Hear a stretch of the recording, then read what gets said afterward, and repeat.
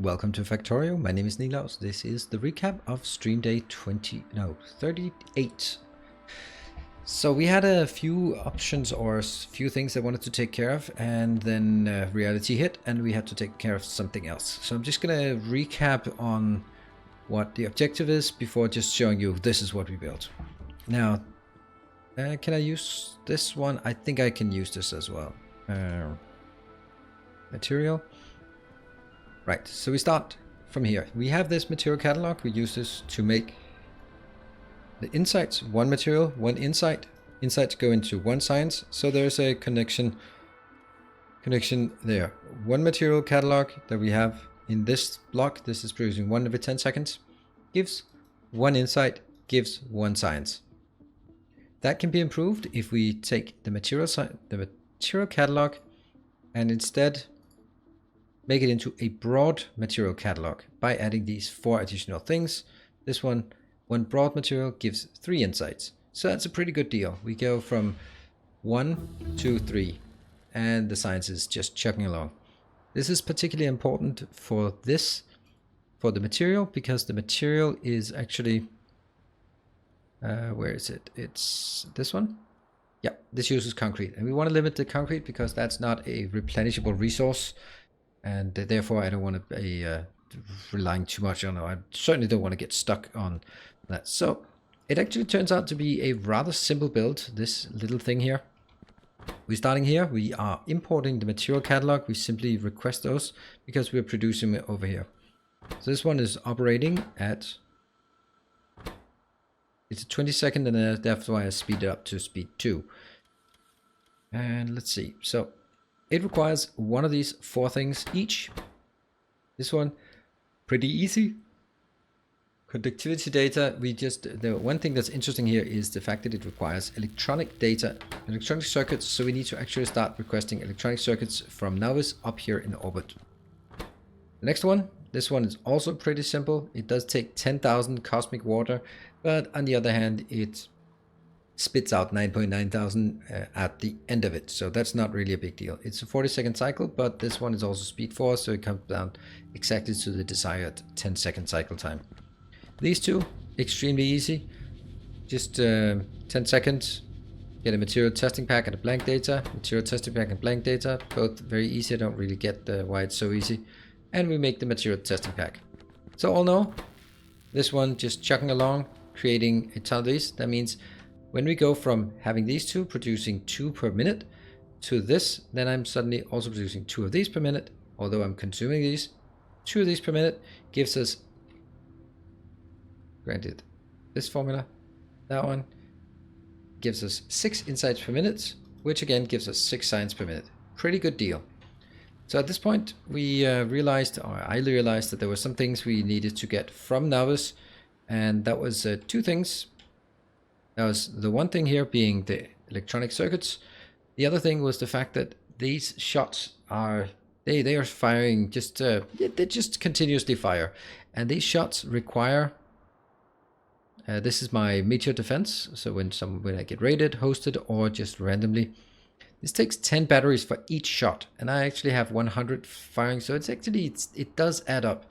And I didn't really consider that. So I actually need to get batteries in orbit as well. So batteries and green circuits, we needed that. That was a very good reason for us to go back to Novice. So we went there, built a couple of new launch locations, one for green circuits, one for batteries. The batteries is obviously, we had built a battery, just a small unit of batteries that was just sufficient for what we needed it for, which is mainly actually, we don't really need a lot of accumulators, but it was mainly for robotic frying frames. So kind of trivial things, not huge quantities needed. So when we start drawing out first 30,000 for the first rocket, then filling up the next rocket 30,000 plus whatever is stored on the belt plus in here, that's going to be an overall demand of 68,000 probably.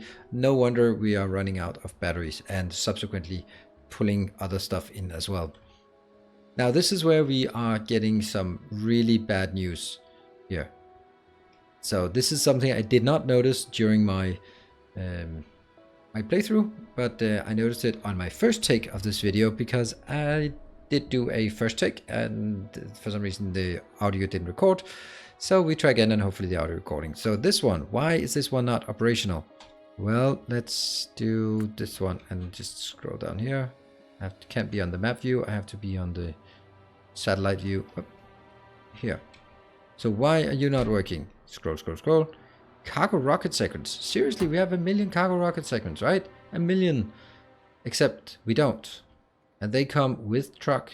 So I was wondering, is the truck dead? Well, it's actually not dead. This one just doesn't have any because nothing is being input. And why is that? I look up here. This one's stuck because there's no cargo pods. Why are there no cargo? Oh my god, it's steel. And we realized that steel is completely... This is supposed to be steel. I just left this here. This is supposed to be steel, requesting 12,000 and not a damn thing is coming in. Steel, we have that. Let's go to the map view. And this is where we have the real issue. There is no iron coming in. There's no iron coming in. And that brings us to the overall issue. Look at this pathetic thing, right? Plus also this one. It used to be 20,000, then it was nerfed to half, and now it's down to 1.3, which obviously is not keeping up here. So that means this is top priority. Have to tap this, but once this is tapped, we don't really have enough. We don't have any more iron within our walls, so we need to expand the walls. We're probably going to take this one.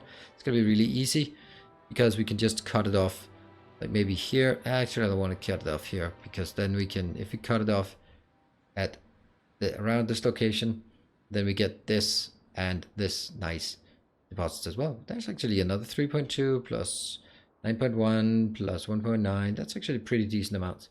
Plus a bit of coal as well if we ever need that.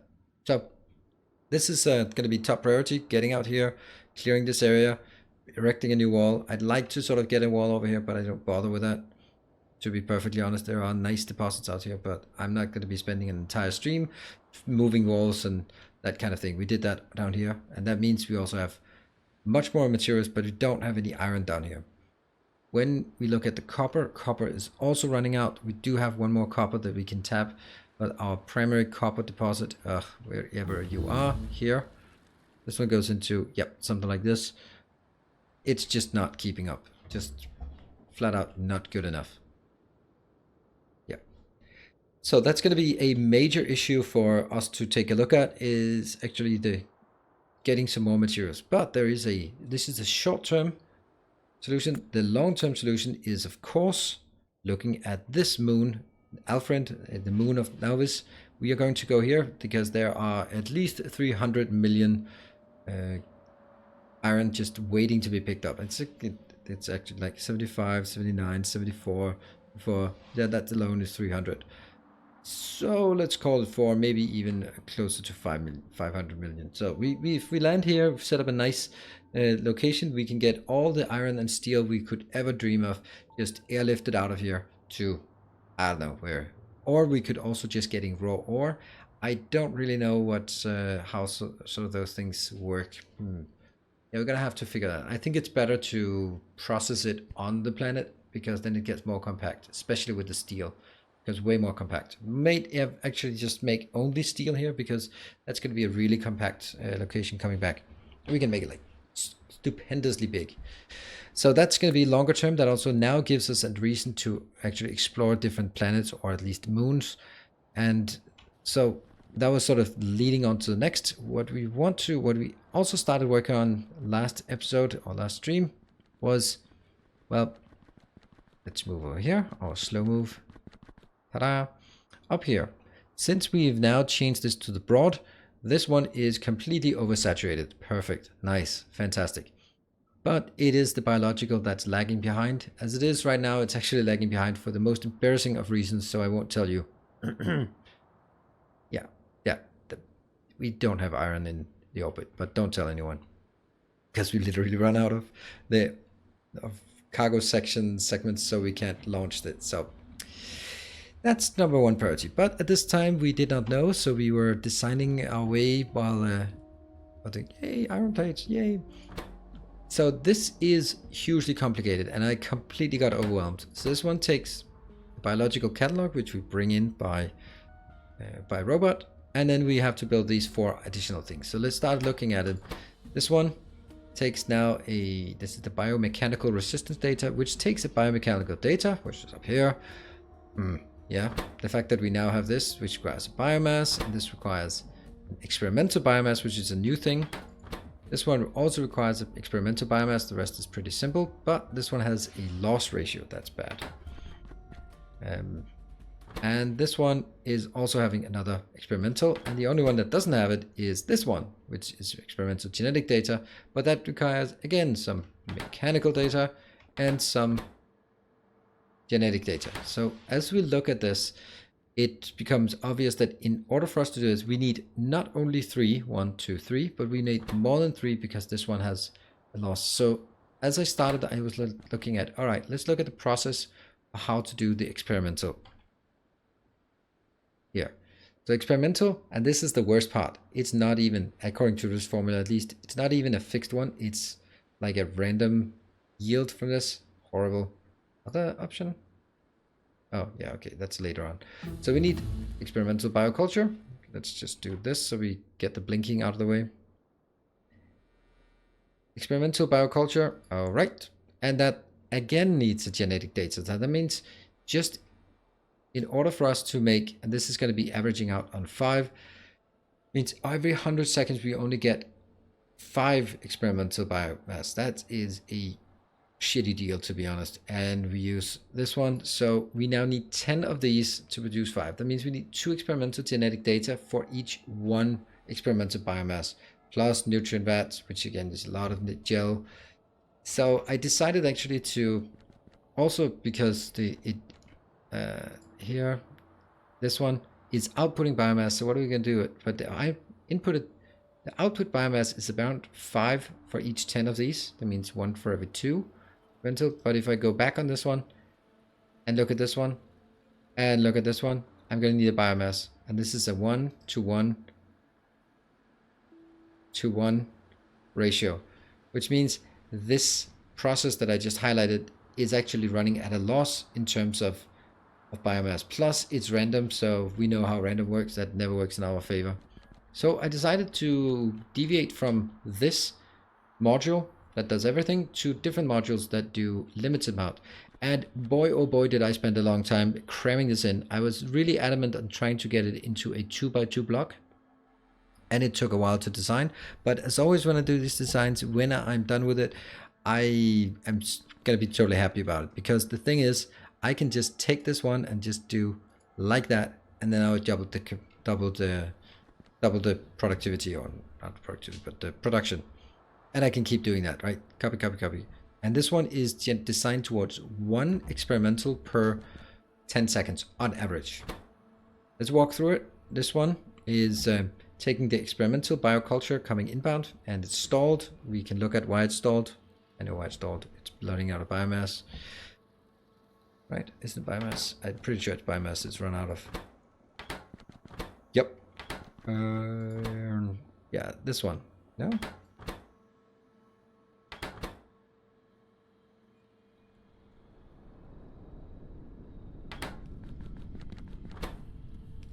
Oh, this is actually outputting. Oh, right. This is saturated. There we go. Now, so this one is saturated. That's because I have nothing that draws on this. Anyway, this one requires the experimental bioculture. We got that from here. This requires the genetic data. Genetic data, we build it in here.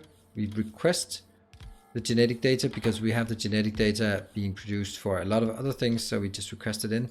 And the biochemical here, we produce it on site with some chemical gel. But the fact is, we are producing chemical gel on site inside this unit. It's a big machine to put in.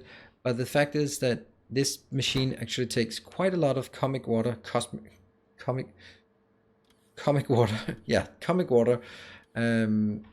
And we have a surplus here of comic water contaminated. So by actually making this inside, we will have a deficit of both water and biosludge.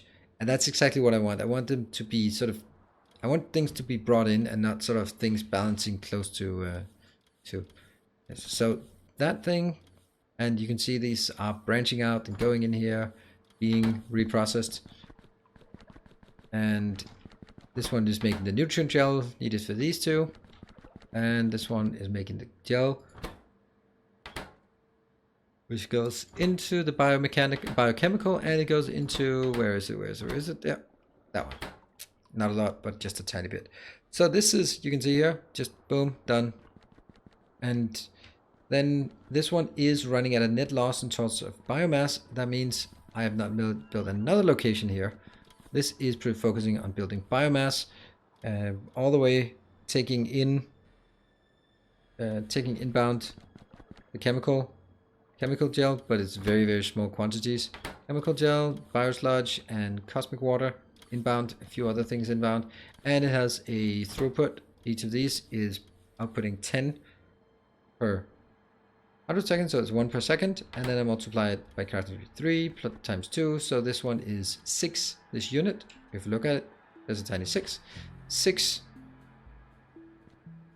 biomass per minute. So what I'm doing, this one can also be scaled up. So basically what I'm now having is these units here that I can scale up. I can simplify this if I want to, or not. I mean, this entire thing is redundant now. So I guess maybe I could actually cram in some of this in less space. Probably not in 2x2, but still, and I'm not sure I want to. These are fine the way they are, they work. So it's more a matter of basically making these in order to build complete this part, which I think can be in a 2x2. It should be. 1, 2, 3, 4, 5, 6, 7, 8 machines. 1, 2, 3, 4, 5, 6, 7, 8, 9 machines, but I also need these two, and I think I need that as well. Is it? Yeah, it does have some waste. Yeah, it does have waste. So probably a 2x3 or something like that. Good, so that's what we did, and what we're going to do next time, we are going to get some more materials in. We are going to start figuring out how to get to Alfred, the moon, and set up something there. We're going to, once we fix sort of short-term the iron issues and steel issues, at least sort of we have a continuous flow. We're going to set this one up, so that's done. And then we'll probably leave this alone until we've tapped the next moon for resources. Also, another thing that we should keep in mind is that during a 4-hour stream, I'm losing about 1,200 robots. That is significant. And I don't know if that's going to be, it's not going to go down at least. So we kind of have to figure out if that's sustainable. The majority comes from like the bulk transfers here. But they do have to happen, so that's just the way it is. Anyway, that's going to be enough for us. I hope that you like and appreciate these recaps. I think they're fun to do also for myself, just to clear my mind and figure out what I did, what I'm going to do now. It also should help if you miss some streams. I know I'm streaming a lot, so this is a good way to sort of both get a sense of what's going on in the Space Exploration mod pack and the playthrough, if you miss it, or it's an alternative to watching me rant for 4 hours and minutely trying to figure out this works. But man, it's awesome when it works. Anyway, thanks for joining, and I'll see you guys hopefully in the stream and also here on YouTube. Until next time, stay effective.